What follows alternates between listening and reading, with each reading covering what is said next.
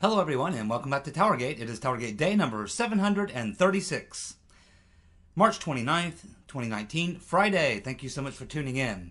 Well, we have some very interesting news today on the Spygate front. Of course, we had the transcripts from Nellie Orr released, and we still haven't gotten through all the Papadopoulos transcripts. We had a very good article by Jeff Carlson, and we also had an interview with Papadopoulos because his book came out this week, and so now he's out there doing the book tour. So I'll talk about that here in just a minute or toward the end of the video. So let's go ahead and get started on these three topics mainly. A few other things, but mainly these topics for the day. So we have the Nellie Orr transcript released, and haven't read through it all, but just a couple of the things that are already out there early on is that, of course, some things, these things we can assume, but they're just kind of locked in now, is that Nellie, in her testimony, said that she was pulling for Hillary. She was a Hillary supporter. And she said that she would, when she was asked, she said that she would have been uncomfortable or not comfortable doing opposition research against Hillary. What does that mean? It means that she was one of the people providing information that would eventually be used to launch this investigation, and it means that she was compromised. She was biased. Not just Christopher Steele, not just Glenn Simpson, now Nellie Orr, and probably her husband as well. Nearly everyone that was involved in putting together this so-called investigation, this opposition research, just about every one of them were opposed to Trump, hated Trump. And that is what was used to launch an investigation. And that is another reason why a lot of people are going to jail. Now, she has confirmed, in fact, that she did work for Fusion GPS from October of 2015 until September of 2016. October 2015, right at the time when all those illegal 702 queries were being done. I think it's almost certain that it was Nellie Orr was one of the three contractors whose name is blacked out in that 99-page FISA court document by Judge Collier. I would be willing to bet my house on it. She says that she was making $55 an hour. Wow, the Rotten Reverend pays good. $55 an hour, working 30 hours a week. And of course, it appears that she had that job for about 11 months. Working for Fusion GPS, and she's claiming that she went to Fusion GPS, that they did not come to her. I wonder who may have persuaded her. Do you think maybe someone at the CIA, because she was working for the CIA at the time, and probably continues to work for the CIA? I mean, when you work for the CIA, you pretty much work for the CIA. She, again, stated that this Mr. Lyshenko, who's at the center of this Ukrainian plot, who's already been charged with meddling in the 2016 U.S. elections, Mr. Lyshenko was, in fact, a source for Glenn Simpson and Fusion GPS. Nellie says that she did not recognize her work in the dossier, but she did recognize it in media reports.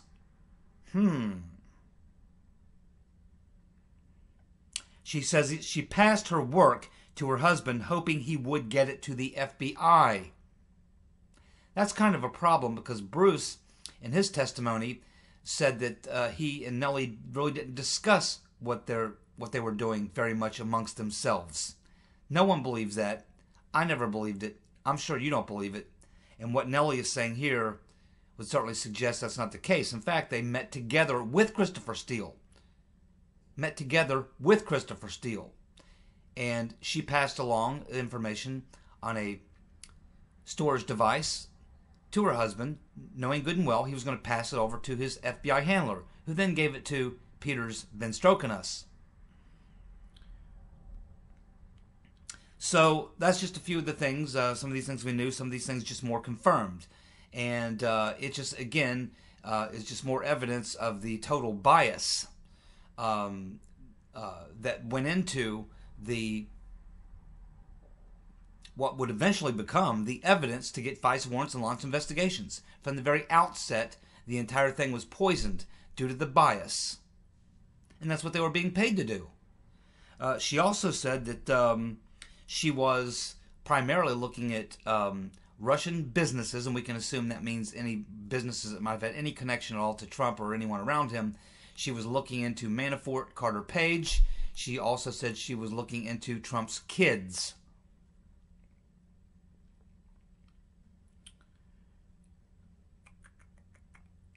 Alrighty, so let's move on now to the next thing that's going on today. And of course, more twists and turns in the Jussie Smollett situation, which is not getting any better for Jussie. I'm telling you, just like I said, you know, this thing is not going away. There's a lot of problems. And this U.S. attorney or district attorney, whoever she is, Kim Foxx, she's got a lot of problems too. I think it's very likely she could end up losing her license to practice law if, in fact, we find out that she was involved in some sort of a plot with other people to fix this investigation for Smollett. And that's certainly what looks like happened. She's going to be feeling the heat. You can be assured of that. So we have the city of Chicago has now sent Smollett a bill for $130,000, $130,106.15. $130,106.15. And they say he needs to make the check out to the city of Chicago in 7 days, or he's going to face a new charge of making false statements. Well, today, all 9 Republicans signed a letter to demand Adam the Bug-Eyed Fool Schiff resign from the House Intelligence Committee as the chair. That didn't go over very well. In fact, actually, Mike Conaway read the letter live in the hearings just before they got underway. And then Schiff made a statement, and I believe it was Conaway or one of the other guys attempted to respond, and Schiff cut their mic off. You don't see that happen too much. So it was definitely a testy situation there. Adam the Bug-Eyed Fool is under a tremendous amount of pressure. I don't know if there's enough pressure to force him to step down, because that decision's ultimately made by Nancy Pelosi, Madam Botox, and I just don't think she's going to do that. I don't see it happening, but he's taking a lot of dings, and he should. The Bug-Eyed Fool should not only be run off the committee as the chair, he should be run out of Congress. In fact, if I'm Trump or Carter Page or Michael Flynn or any of these people, the next time that dude opens his mouth, along with Mr. Swalwell and a couple others, I would sue him for defamation. I would force them to go into court and back up what they're saying, because they can't. That's exactly what I would do. Back to Jussie Smollett. So Smollett's legal team is now demanding an apology from the Chicago police, from the police chief for dragging an innocent man's character through the mud. An innocent man's character through the mud. So this is crazy.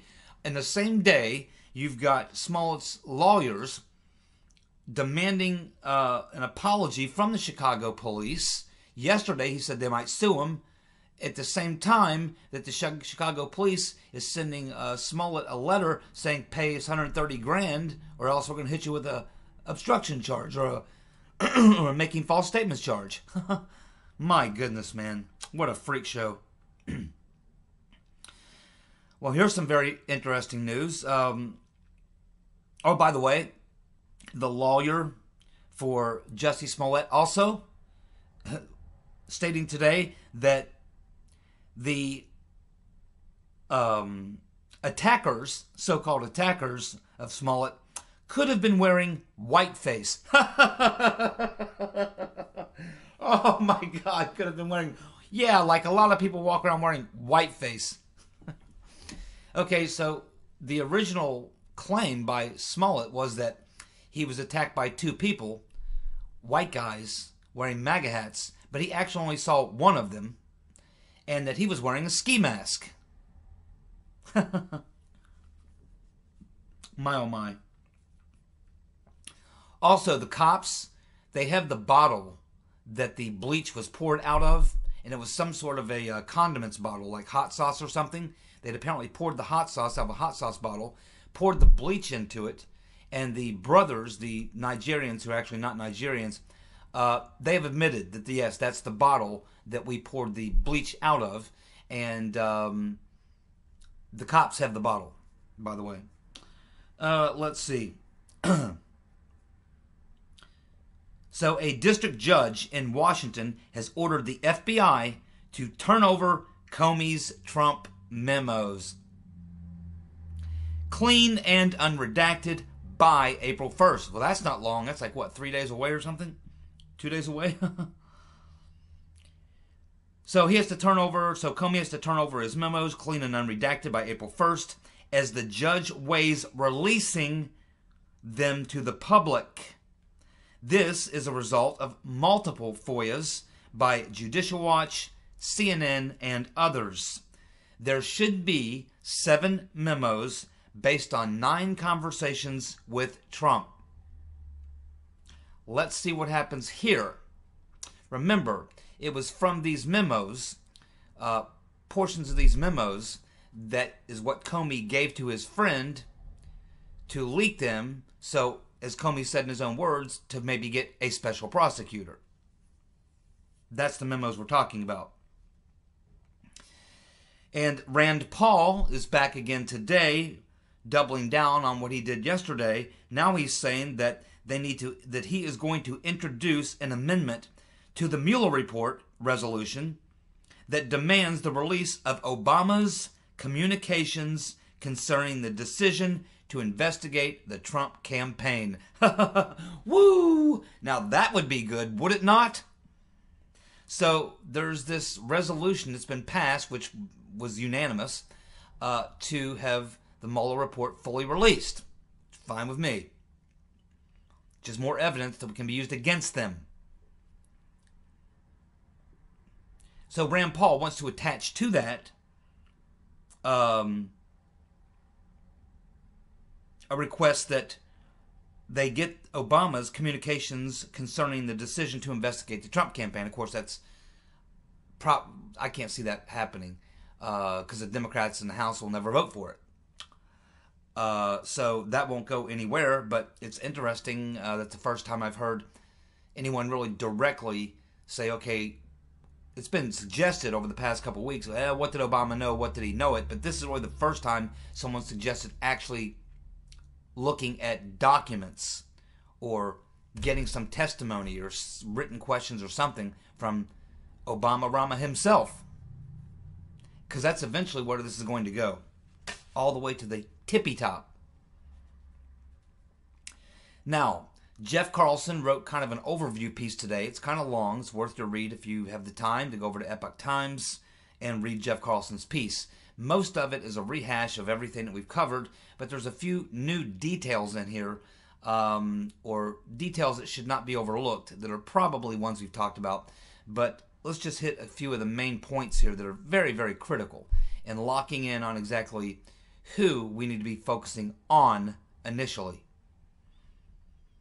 Trish Anderson, who was the General Deputy Counsel for the FBI,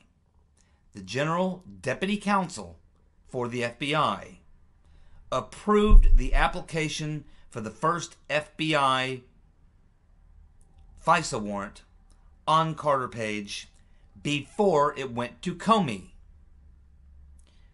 Pre-approvals were provided by McCabe and Silly Sally Yates. Anderson, therefore, did not read the Carter Page FISA prior to signing off on it. She took McCabe and Silly Sally's word for it. But that's not her job. Her job as the deputy counsel for the FBI, essentially one of the attorneys that work for the FBI to advise them on the legal issues for things that they do, particularly for the director, she was obligated as the lawyer to the FBI director and assistant director to make sure, reading through it, to make sure it met the legal standards. She did not. She took McCabe and Yates' word for it. The work file, so I can almost assure you her head will roll.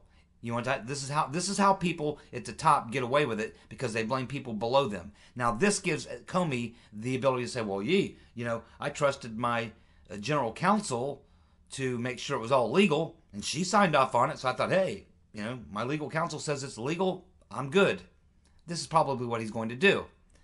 And that's why they'll go back to Anderson and they'll say, hey, Comey says you signed off on it and you admit to signing off on it without reading it. You got a big problem, At which point, that's when people like her start to sing to cover their ass. This is how things work. It becomes a finger-pointing exercise. Because she'll then say, yeah, but the reason that I didn't read up on it, because the assistant director of the FBI, who's a lawyer, and Silly Sally Yates, who's the deputy attorney general, assistant attorney general, she signed off on it.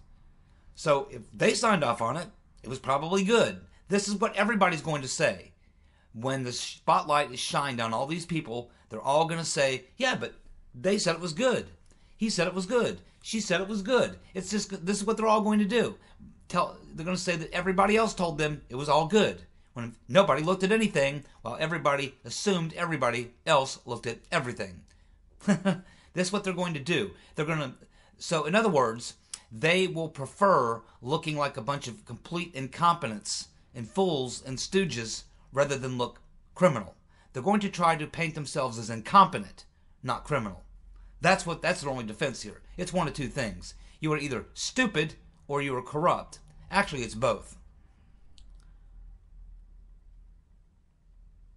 The work file was only read, the Woods file was only read by the originating agent in the field, according to FBI lawyer Sally Mueller. No one else reviewed or audited the Woods file for the Steele dossier. The Woods file. No one reviewed or audited the Woods file except for the FBI field agent. Oh, God. Oh, boy.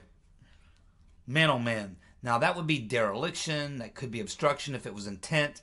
That could go a lot of different directions. But at this point, we know that the Steele dossier was largely the evidence used to get the FISA and, of course, Operation Crossfire Hurricane was launched based on the Papadopoulos Downer meeting, and that was mentioned in the FISA.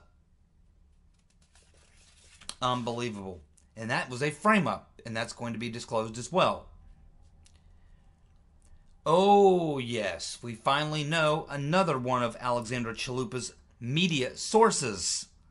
Remember, Chalupa is over in Ukraine getting information officially and unofficially from Ukrainian politicians and law enforcement people, I guess their version of the FBI. She's pumping that information back to the DNC, to the Hillary Clinton campaign, and we also found out from Nellie Orr that we have this Ukrainian official, Mr. Lashenko, who was also communicating with Confusion GPS. But now we know that Chalupa was the media contact for Michael Isikoff. We got to wonder if Michael Isikoff was being paid by the Clinton campaign at this point. Because if you look at some of the critical media reports that came out very early on, that were written by Isikoff. Isikoff, almost, if he wasn't being paid by the Clinton campaign, he should have been. I bet he was. I bet he was enlisted by either Glenn Simpson or Hillary Clinton herself or one of her staffers. There's just no way by accident that it was constantly Isikoff that was being fed this information that were the stories. The ones that Isikoff did were the stories that brought new information to light. They were the stories that rang the bell, that got people's attention. They weren't stories that he was writing that were following up on information that was already out there, him giving his take on it or whatever. No. Everything that Isikoff did was all stuff that was this stuff that was like, boom, bombshell. Oh, he's dropped this bombshell, dropped this bombshell. That stuff was all that Isikoff was doing. And he was getting this inside information before anybody else. So we know he was directly getting information from obviously from Steele, from Glenn Simpson, but now we learn that he was getting information directly from Chalupa. That was her media contact. we learn that McCabe was the one who directed the FBI to reestablish contact with Christopher Steele after he had been released as an informant, and Bruce Orr was to be the intermediary. So they've got Christopher Steele. They find out that he's releasing the dossier all over Washington. They fire him as an informant. Then once Comey is fired and McCabe takes over as acting FBI director, the very first thing he did was try to bring Steele back into the fold. Now, let's talk about probably the most important thing of the day, and probably this is definitely new information. And this is the interview that Papadopoulos did with InfoWars' Owen Schroyer, which of the 7 or 8 interviews I watched with Pops, because he's out there hitting all the media spots, this was obviously the best one. Schroyer allowed Papadopoulos to tell his story, and he gave him a full half hour to do it. Whereas all the other interviews on MSNBC, NBC, ABC, and one other one I watched, they're very short interviews, they're heavily edited, and they completely nullify the point of Papadopoulos' book and also the point of what he wants to get out there. Every one of them nullified it through editing and twisting and bending things around. So if you watch any of these other interviews with Papadopoulos, you would never know what he actually is trying to say in his book or what he's trying to say publicly, because they so heavily edited it and spun it. Fortunately, Owen Schroyer did an honest interview, and this is what we learned from Papadopoulos. This is all in his book, by the way.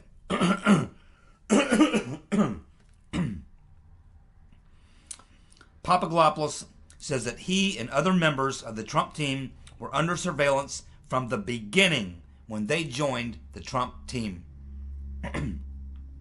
Just as I said, as soon as Trump became obvious that he was going to win the nomination, that's when it started. My timeline backs that up. The Russians that Papadopoulos and others were accused of colluding with were actually Western intelligence officers. How long have I been saying there were no Russians? No real Russians. Certainly no Russians connected to Putin. Exactly what I've been saying for a very, very long time. That's what Papadopoulos, because we're waiting to get the Mueller report, we're waiting to get all this information. That's one of the things I really want to see. Who were these Russians? They're not talking about these Western intelligence agents like Misfit and people like that who are plugged in. Is that what they're talking about? Deripaska? Epstein? Is that what they're talking about? Because if that's what they're talking about, those guys ain't Russians, you know what I mean? Well, it turns out that is exactly what they were talking about. When you're talking about people in the Trump campaign colluding with Russians, they're talking about Halper. They're talking about Downer. They're talking about Misfit. Oh my God. They are in so much hot water, man. They are in so much hot water. If these facts come to light and become known by the general public, there'll be a demand that these people go to jail. And I don't see how they can avoid it. So yes, the Russians, according to Papadopoulos and others, the Russians, Pops and others were accused of colluding with were actually Western intelligence officers. Oh my God. Oh man, I've been proven correct again. Papadopoulos says that they tried to set him up to use that to get him to wear a wire. And when he refused, they went after him and told him that on a later occasion. So they were trying to set up Papadopoulos so that they could come down on him and pressure him and say, okay, you know, you're colluding, you're trying to do this stuff with the Russians, and we got you red-handed. Either wear a wire for us and set up some other people working for us from on the inside, or else. Man, oh man, wait till that becomes public. Uncle Bob's got a lot of problems. As I said before, Uncle Bob wasn't just doing his little investigation or whatever. He's part of the plot. He wasn't trying to uncover the plot or uncover a plot. He was brought in to continue the plot. He was running the plot after Comey was fired. Uncle Bob the Executioner is looking at some serious issues here. When people discover that he wasn't coming in as a special counsel to dig into the Russia investigation to find out what they were doing. No. He was brought in to continue the coup. My oh my. Now Papadopoulos drops this name, Arvinder Sarbe. Arvinder Sarbe. She was the general counsel for the FBI in the United Kingdom, and she worked at one time for Uncle Bob the Executioner.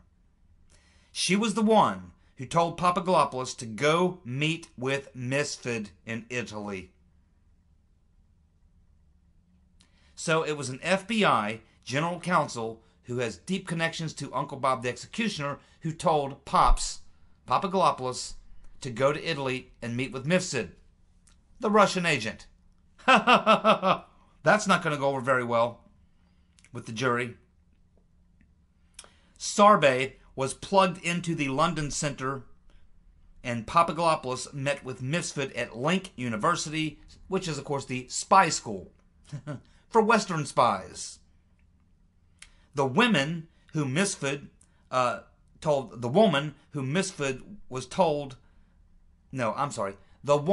Misfit told Papadopoulos was Putin's niece, turned out to be a Western intelligence asset, a spy. The meeting was set up. It was a fake meeting. They set up a fake meeting to entrap Papadopoulos. And Misfit brings this woman to the meeting, says, yeah, this is Putin's niece. She's going to hook you up. Turns out she was a spy from Western intelligence.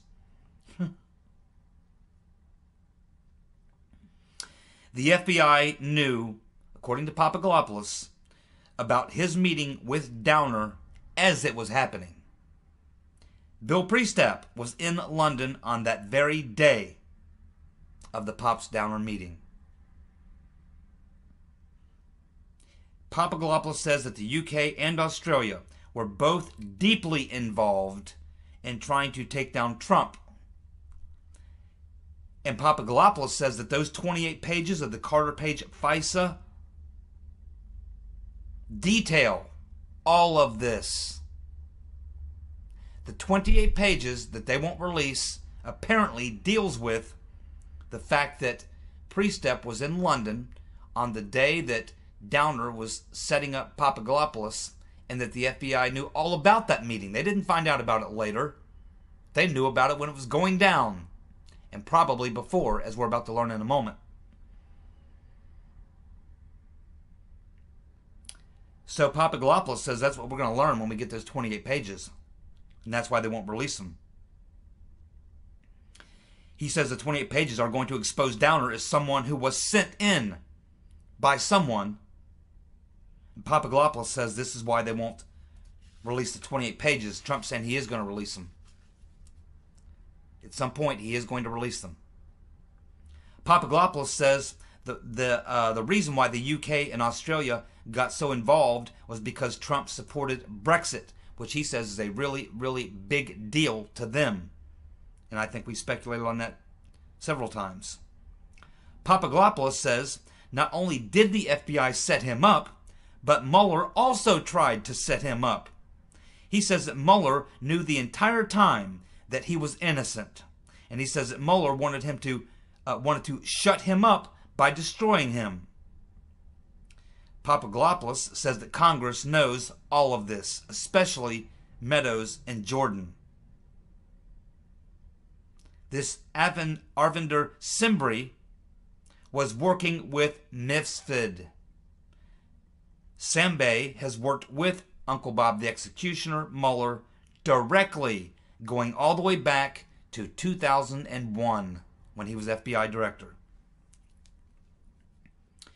Sambre was the one who introduced Bruce Orr to a UK prosecutor and intelligence officials, as well as other DOJ people who were present.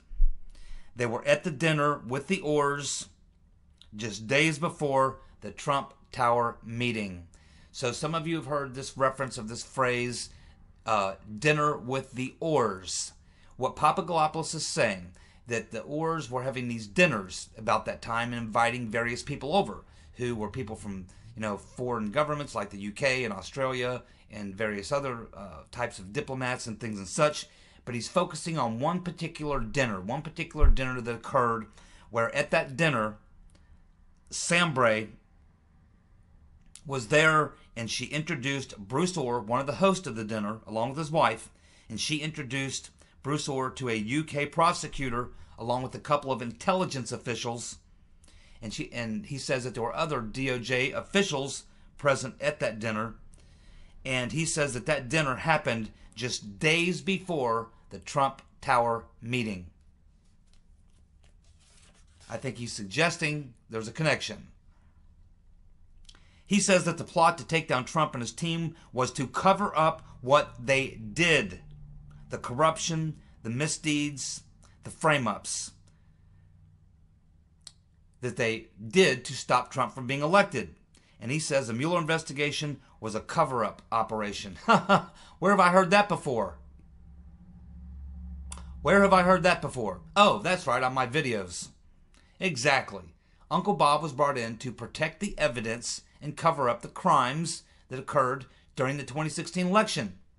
That's it. Simple as that. And of course, to destroy the credibility of the key witnesses who he framed, who would be the ones that could probably turn the tables on him. And by destroying them, bankrupting them, destroying their credibility, I guess he thought that was his best shot. It's the only really option he had.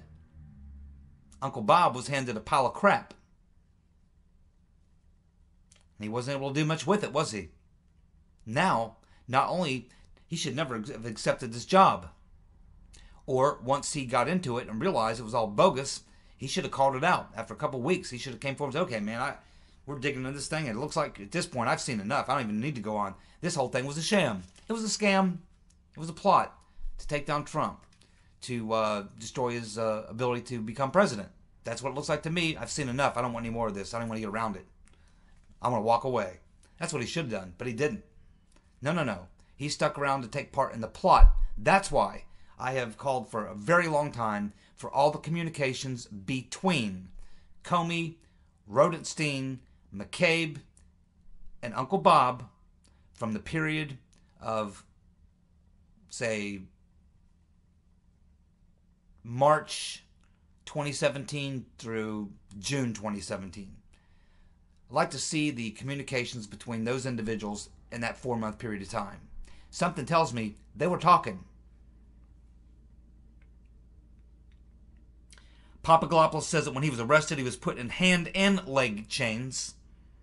He was taken to a place he cannot identify. He was told that this is what happens when you work for Trump. He was not allowed to contact his lawyer. He was interrogated for many hours while being handcuffed to a wall. I'll tell you something else. I watched an interview, a very short interview, about a 2-minute clip of an interview with Comey today, an interview with NBC, Lester Holt. And I'll tell you, my friends, Comey looks rattled.